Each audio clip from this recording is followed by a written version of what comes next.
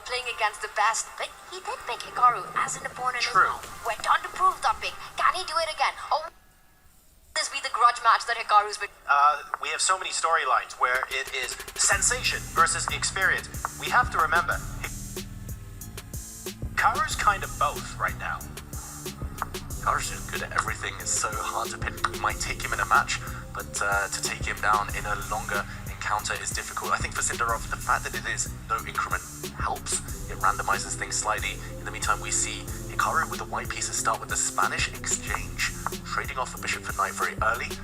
This has been employed by some top grandmasters, Bobby Fischer occasionally, but this is a provocative pin, Tanya, that Sindarov has employed. He's actually sacrificing a pawn. If Hikaru wants to push a pawn in front of his own king, he doesn't. If he pushed the g-pawn, he could have won a pawn in the center. And I think the Hikaru from 10 years ago would have done that at a blink of an eye. That was his trademark. That was the brand of chess that Hikaru Nakamura got. But in the recent years, we've seen him take a more universal approach, a more strategic fight, getting those positional battles in. I like that he did barely take any time to make that decision, because that is absolutely key in this format. You know, you can't burn the clock deciding, do I play tactical? Do I keep it positional? He said, safety first. Safety first, Hikaru brings out a knight. Knights supporting each other now. This is not the deadliest of pins, but it looks like a very steady start to the game. This opening, the Spanish exchange, can either lead to very direct play or very slow, cagey maneuvering play. It looks like the latter on this occasion, and that was the choice of Hikaru Nakamura. Do we find that surprising that Hikaru has chosen to do this with the white pieces? Did we expect him to maybe, I don't know, like try something a little bit more provocative in game number one? I think he's playing the player as well, right? He knows that Sindarov is fearless. He will take those complications. He will take that bait. He will bring the fight if he has to. So for Hikaru, he believes this is sort of that anti-young player chess that he wants to get on the board. Once again, leaving those critical decisions, those perhaps chaotic positions for later on when Sindarov might not have enough time to make the precise choices. I've heard of the openings like the anti-martial. I've never heard the anti-youngin, but it looks like that might be what we're employing here.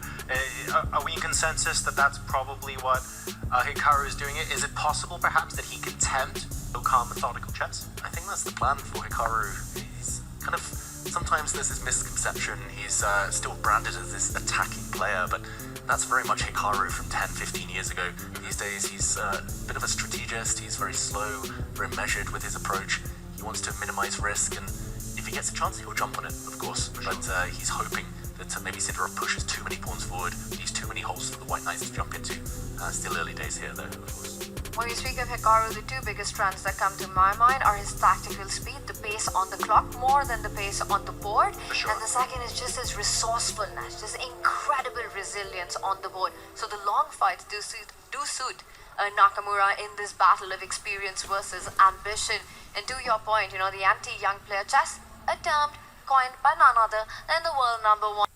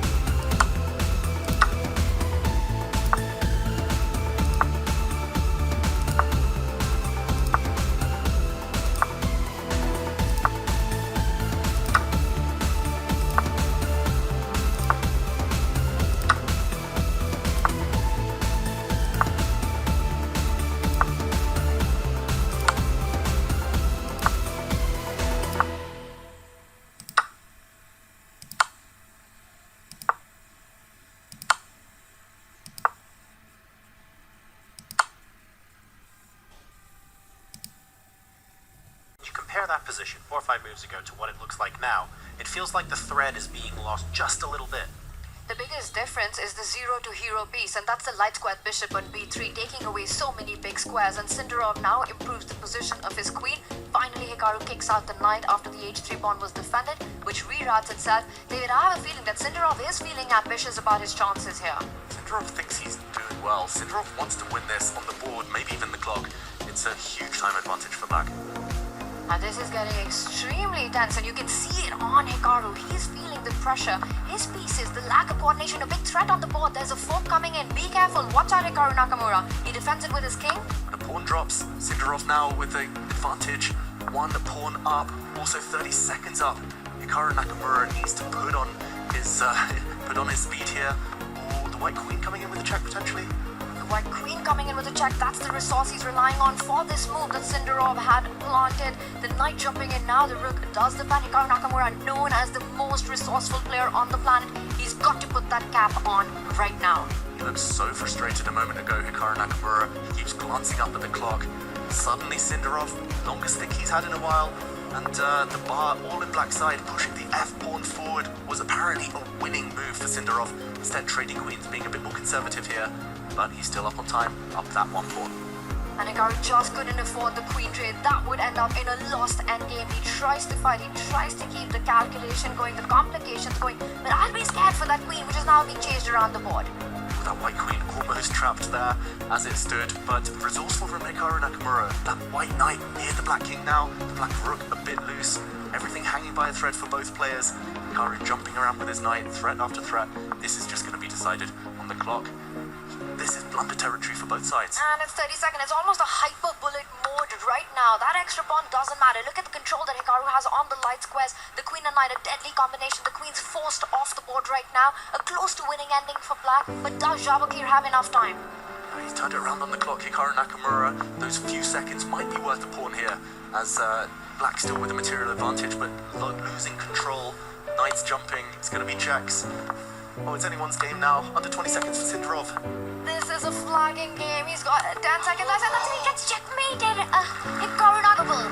Out of nowhere, mate on the board, Hikaru Nakamura from a position that could be described as trying to find some sort of resource, pulls out the ultimate resource, rook g4, checkmate, and out of nowhere.